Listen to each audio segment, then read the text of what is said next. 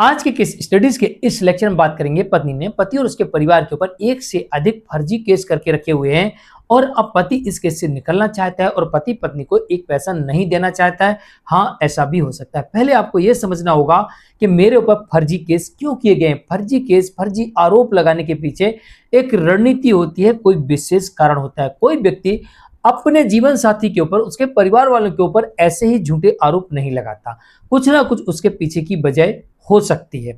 Number 1, पहली वजह यह हो सकती है कि उसे आपसे डिवोर्स लेना हो, आपके साथ नहीं रहना हो। इसका कारण उसका बॉयफ्रेंड हो सकता है, इसका कारण आप में इंटरेस्ट ना हो, इसका कारण आप उसे परेशान करते हो, ऐसा भी हो सकता है।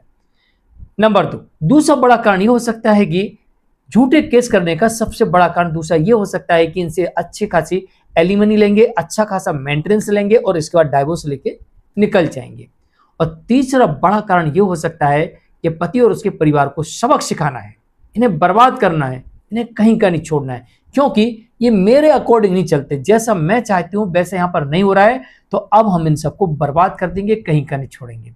तो ये कुछ कारण हो सकते हैं जिनकी वजह से आपका जीवन साथी आपके ऊपर तमाम प्रकार के झूठे आरोप लगाकर झूठे केस करता है। मैं बार बार रिपीट कर रहा हूं, झूठे आरोप लगाना और झूठे केस करना, इसके पीछे की कोई ना कोई बड़ी वजह हो सकती है। कोई भी व्यक्ति, चाहे वो पति हो चाहे पत्नी हो, बिना किसी कारण के अपने जीवन साथी के ऊपर झूठे आरोप नहीं लगाएगा, झूठे केस नहीं करेगा।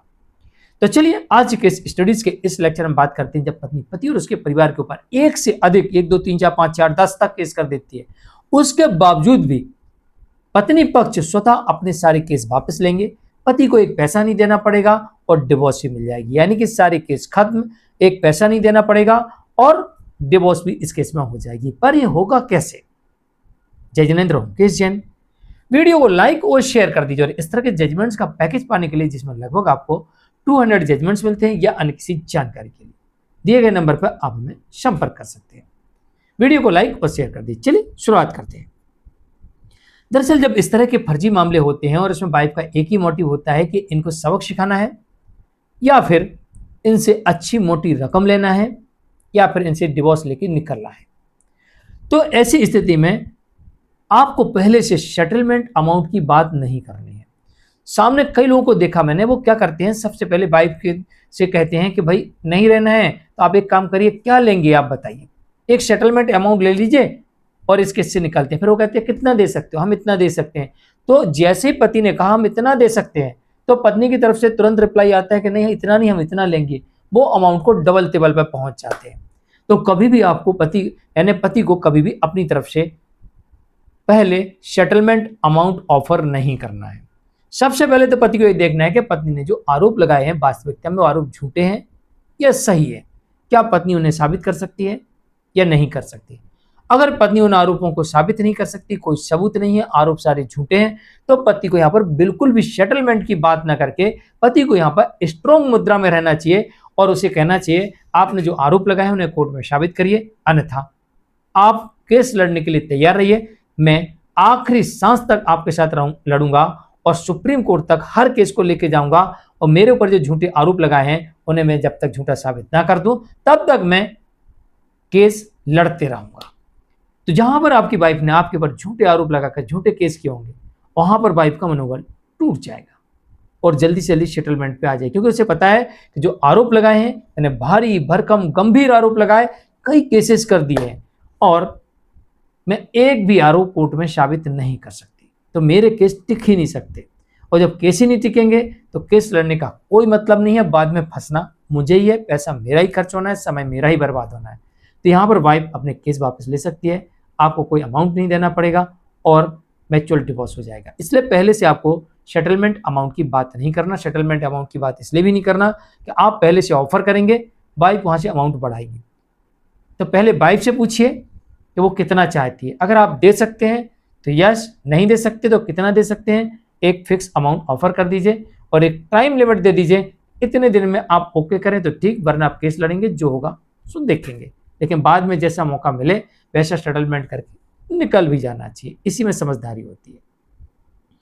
नंबर 2, आपके ऊपर, आपके परिवार के ऊपर जो भी अत्याचार हुए हैं, आपका जो उत्पीड़न हुआ है, आपके घर में जो चोरी हुई है, आपके जो गहने ले गई है, आपके साथ जो मारपीट हुई है, आपके घर में जो तोड़फोड़ हुई है, इसके आपने कोई भी कंप्लेंट कराई हो, जो भी आपके पास सबूत हो, उस आधार पर जिसने भी क्या हो, चाहे पत्नी ने क्या हो, चाहे उसके बॉयफ्रेंड ने क्या हो, चाहे उसके संबंधियों ने क्या हो, चाहे उसके रिश्तेदारों ने क्या हो, चाहे उसके परिवार के लोगों ने क्या हो, चाहे उसके दोस्तों ने क्या हो, किसी भी प्रकार का कोई भी अपराध किया है तो आप उस अपराध के बदले उनके विरुद्ध आपराधिक मामलों को दर्ज करवा सकते हैं।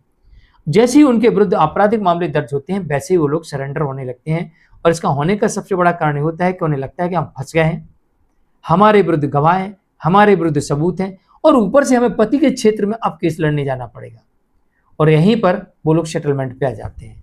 कई बार ऐसा भी देखा जाता है कि पत्नी पति से अधिक भरण पोषण लेने के चक्कर में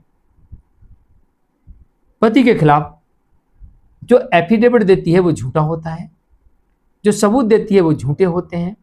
तो झूठा सबूत और झूठा एफिडेविट देने पर भी पति उस पत्नी के विरुद्ध आपराधिक मामला दर्ज करवा सकता है।